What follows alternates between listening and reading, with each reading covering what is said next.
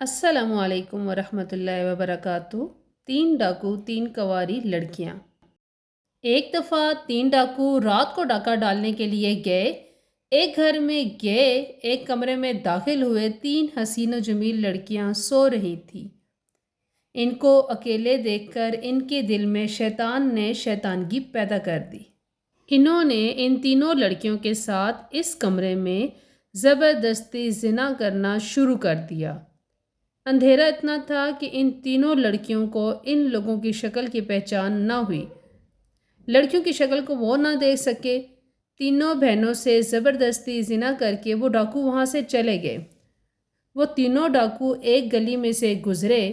इमाम साहब तकरीर फरमा रहे थे, ज़िना ऐसा कर्ज़ है जो इंसान को हर हालत में अदा करना पड़ता है।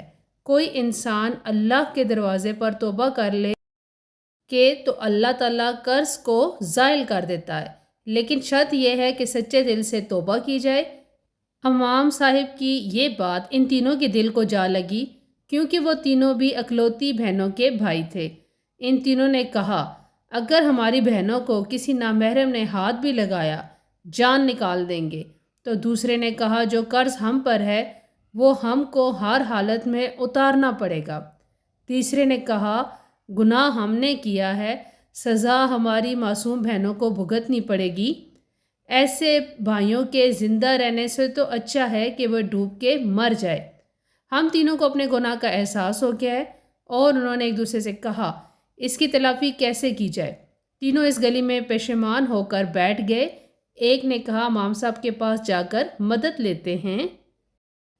मस्जिद के अंदर दाखिल हुए। इमाम साहब को सारी सूरत हाल से आगाह किया। इमाम ने कहा, मेरा रब बड़ा गफूर और रहीम है, माफ़ करने पर आए तो 100 कत्ल करने वालों को भी माफ़ कर देता है, लेकिन अगर पकड़ने पर आए तो एक रेशम के धागे जितने गुनाह से भी पकड़ लेता है।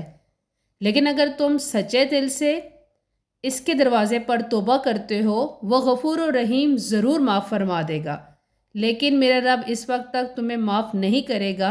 वो तीन लड़कियां तुम्हें माफ़ नहीं करेंगी। लड़कियों की तरफ चल पड़े। चलते चलते वो इन तीनों लड़कियों के घर में पहुंच गए। वो तीनों डाकू वहां पहुंचे तो उन्होंने दरवाज़ा खटखटाया तो एक बहन बाहर आई, दरवाज़ा खोला और पूछा, तुम कौन हो और यहाँ क्या करने आए हो। तीनों में से एक ने कहा, एक ज़रूरी काम था, पूरा किए बिना हमें सुकून नहीं आ रहा। इनकी बातों से इस लड़की को तसल्ली मिली। वो तीनों को अंदर ले गई। जब वो अंदर दाखिल हुए तो बाकी दो बहनें रो रही थी। तुम रो क्यों रही हो, तुम्हारे माँ बाप नहीं? तो उन्होंने कहा, हमारा एक बुज़ुर्ग बाप था, एक रात वो किसी काम से बाहर गया, तीन डाकुओं ने हम पर हमला कर दिया, अकेला पाकर हमारे साथ ज़बरदस्ती की। और जब ये खबर हमारे बूढ़े बाप ने सुनी तो वो ये बात बर्दाश्त न कर सका, इसी वक्त इस दुनिया से रुखसत हो गया। ये सुनकर तीनों में से एक बोला, क्या तुम इन तीन आदमियों को जानती हो जिन्होंने तुम्हारे साथ ये जुल्म किया? तीनों ने कहा, अंधेरे कमरे में ज़बरदस्ती जब ज़िना किया तो हम इनकी शक्ल ना पहचान सकी। अगर आज वो हमारे सामने आ जाएं और हम पहचान लें, हम इनके टुकड़े कर देंगे। इसके बाद हम अपने पेट में पलते हुए इन बच्चों को भी कत्ल कर देंगी कि नामालूम बाप का किरदार ऐसा था तो वो बड़े होकर बहुत बड़े मुजरिम बनेंगे। तीनों में से एक डाकू ने कहा, तुमसे ज़बरदस्ती जिना करने वाले हम तीनों थे। इन तीनों के पैरों तले ज़मीन निकल गई। एक बहन ने खंजर उठाया, एक डाकू की गर्दन पर रख दिया और कहा, तुम्हारी वजह से हमने अपने बूढ़े बाप को खो दिया और हमारे किरदार को तुमने खाक में मिला दिया। इस दुनिया में रहने का कोई हक नहीं। तो दूसरे ने कहा, यह बहुत बड़ा गुनाह हुआ है, लेकिन हम इसकी तलाफ़ी करने के लिए ही तुम्हारे पास आए हैं। फिर हम अपने गुनाह की तौबा ना करते तो इस घर में क्यों आते और गुनाह के बारे में बिला तुमको क्यों बताते।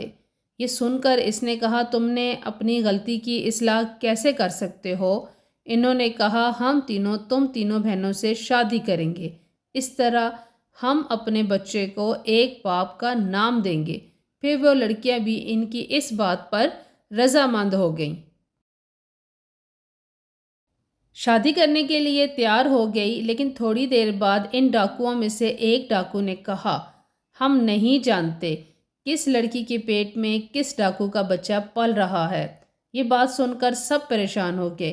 تھوڑی دیر سوچنے کے بعد انہوں نے کہا امام صاحب کے پاس چلتے ہیں، ان سے اس مسئلے کا حل نکلوا لیتے ہیں۔ ایک نے کہا یہاں بلا لیتے ہیں۔ اس کی بات پر اتفاق کر لیا اور ایک امام مسجد کو لے کر حاضر ہوا۔ امام صاحب کو تمام صورتحال سے آگاہ کیا۔ تھوڑی دیر سوچنے کے بعد امام مسجد نے ان تینوں ڈاکوؤں کو ایک لائن میں کھڑا کر دیا اور پھر ایک لڑکی کو کہا کہ سینے سے ناک لگا کر خوشبو سونگھو گی۔ جب تم ان تینوں کے قریب جاؤ گے اور تم کو ایک عجیب و غریب خوشبو محسوس ہوگی کہ ہر مسلمان چاہے جتنا ہی کیوں نہ گنہگار ہو، اگر اس نے نبی کا کلمہ پڑھ لیا ہو تو اس کے جسم سے ایک عجیب و غریب خوشبو نکلتی ہے، ہر ایک میں مختلف ہوتی ہے۔ جب تم ان تینوں میں خوشبو سونگھو گی تو تمہیں پتہ چلے گا کہ کون تمہارے قریب آیا تھا۔ وہ تینوں بڑے حیران ہوئے اور پھر ایک لڑکی تینوں کے قریب گئی۔ وہ سونگھنے کے بعد اس نے کہا مجھے پتہ چل گیا ہے کہ اس رات یہی نوجوان میرے قریب آیا تھا۔ امام نے اس لڑکی اور لڑکے کو علیحدہ بٹھا دیا۔ لڑکی کو کہا چیک کرو ان میں سے کون سا شخص تمہارے قریب آیا تھا۔